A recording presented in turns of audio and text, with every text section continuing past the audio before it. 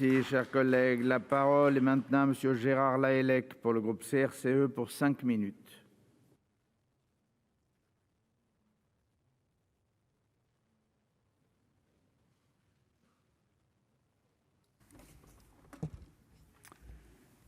Monsieur le Président, Monsieur le Ministre, mes chers collègues, nous abordons donc une nouvelle fois au sein de cet hémicycle la question du régime d'indemnisation des catastrophes naturelles.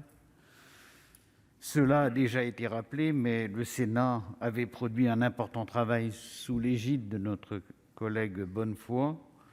Mais aujourd'hui, c'est d'un autre texte qu'il s'agit, et nous le regrettons aussi, considérant que la proposition de loi adoptée par le Sénat aurait dû poursuivre sa navette. Nous le regrettons d'autant plus que celle-ci traitait non seulement du régime d'indemnisation, mais aussi de ses financements. Question qui, à nos yeux, aurait mérité un plus grand développement dans le texte qui nous est présenté.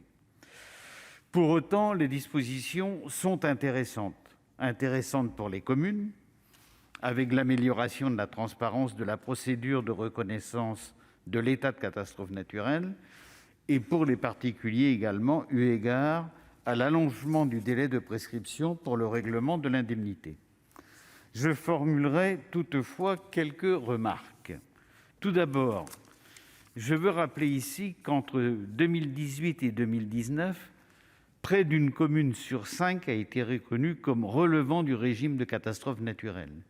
Il s'agit donc d'un problème systémique qui risque de s'accentuer, ce qui nécessite de disposer non seulement d'un corpus juridique permettant de réparer les dégâts, mais également d'anticiper et de traiter à la racine les problèmes auxquels nous sommes confrontés, et notamment celui de la transition écologique.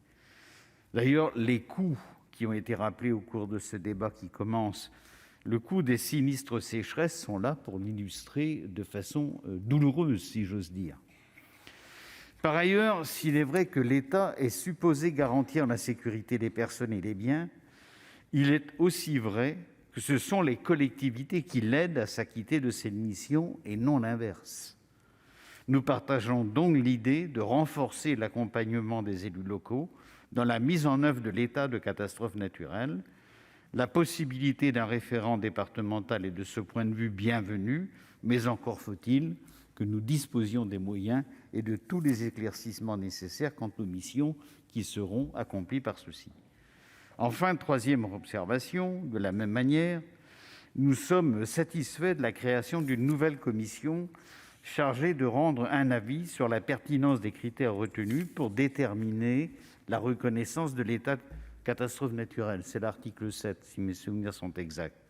En effet, jusque-là, la définition de ces critères était examinée de manière extrêmement limitative.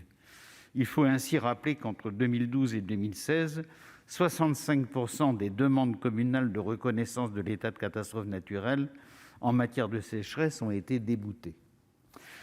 Quoi qu'il en soit, nous voterons pour cette proposition de loi et proposerons 2 amendements visant à prévoir la publicité du rapport de la nouvelle commission ainsi que la possibilité pour les communes de déposer une demande de nouvelle reconnaissance de l'état de catastrophe naturelle lorsqu'elles ont été l'objet de refus, évidemment ceci moyennant la possibilité pour elles de fournir des éléments complémentaires. Merci de votre attention. Merci, cher collègue. La parole est maintenant à